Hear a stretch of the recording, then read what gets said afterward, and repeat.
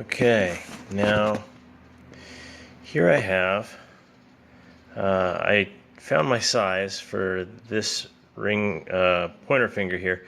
It's about an 11.5.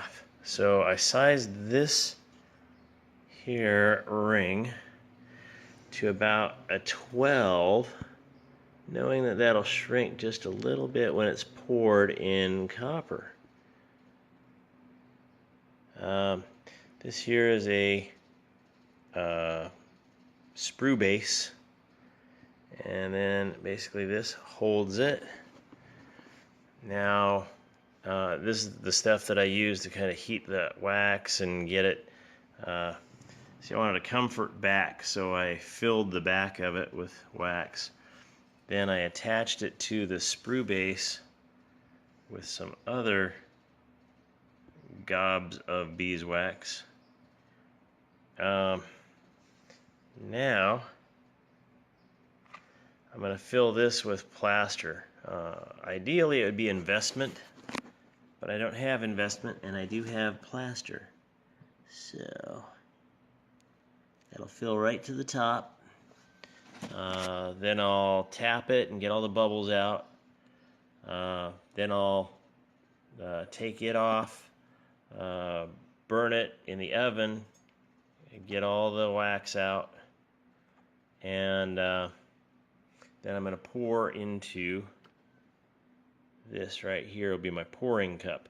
So it'll pour directly into the cavity left when that wax vacates. So I've tried this before and did not have success because I did not have a sprue base. So we'll see what we get this time. So here's the plaster mixed. It's a little thick, a little thicker than what I wanted it, but we'll see how this goes. It's hard to do this with one hand, so I'll show it to you afterwards. So there it is, like some terrible cake.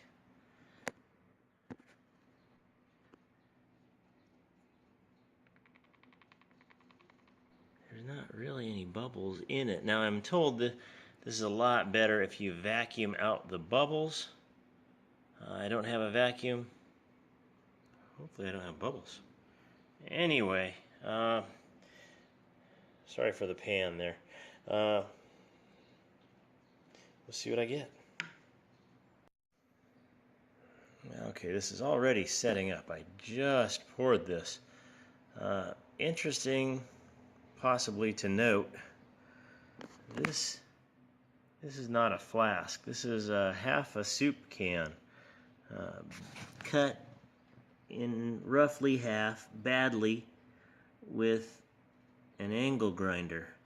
So what I'm saying here, I didn't have investment.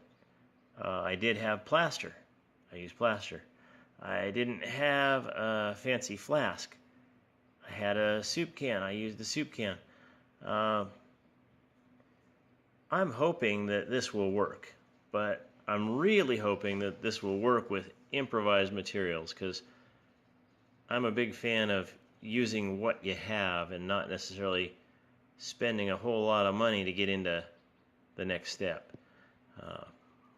Now, will I get some investment? Sure, probably soon.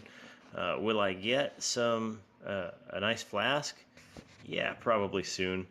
But right now, I want to do this. I want to make this ring right now, and I want to have this ring to wear tomorrow.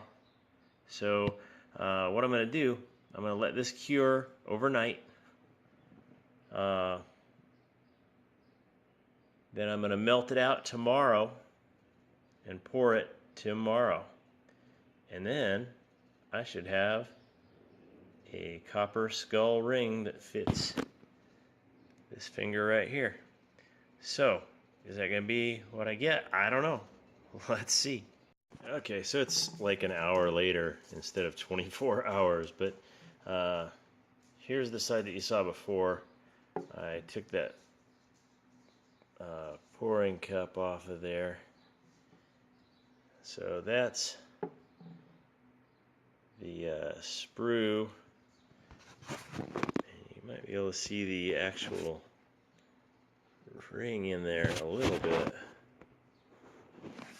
Kind of that green or blue. Not the best video quality here, but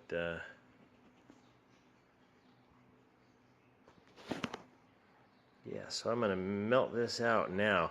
I'm just going to put it in the oven upside down, heat it up. I'm going to get some molten copper. I'll pour it in there and see what happens.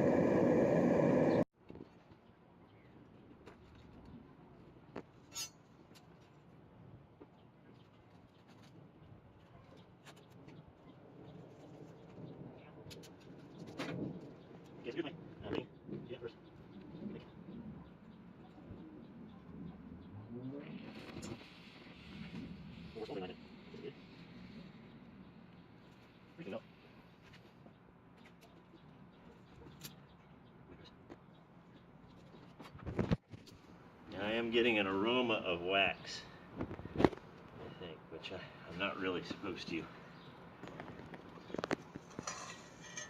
So I hope that mold was clean of wax.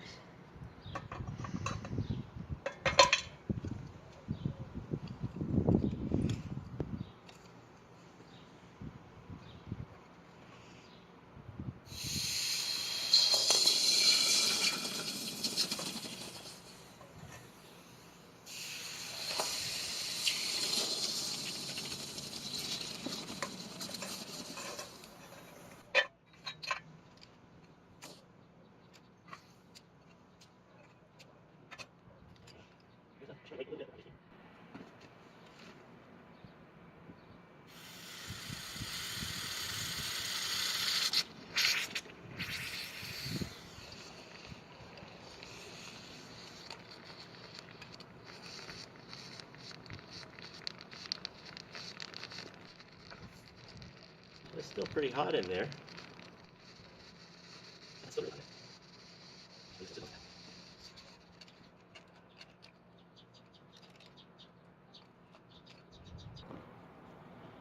Okay, at the insistence of my awesome videographer, Purple Pancakes, I have decided to open this and find out if it worked or not on live camera. Well, not live, but I'm going to find out when you do. So, I do have a button here, but I'm going to have to chop this thing open. As I said earlier, this is just a soup can, so I'm not going to be out anything. The dog's helping me, that's great.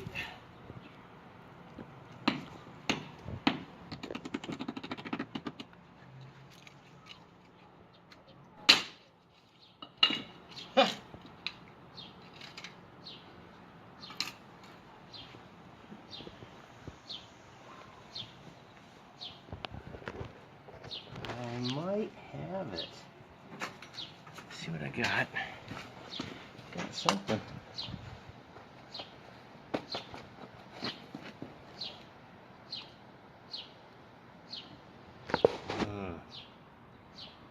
Nope. Oh, look at that. It was sure trying, wasn't it? So, yeah, evidently came in the pour spout, came through the front of the face, part way up the other side, but it didn't finish. And then it just backed up right in here. It didn't have enough supporting it. Well, you learn from your mistakes too, right? In fact, I learn more from my mistakes than from my success. But, hey, I tried it. And I'm going to have to try again. Thanks for watching.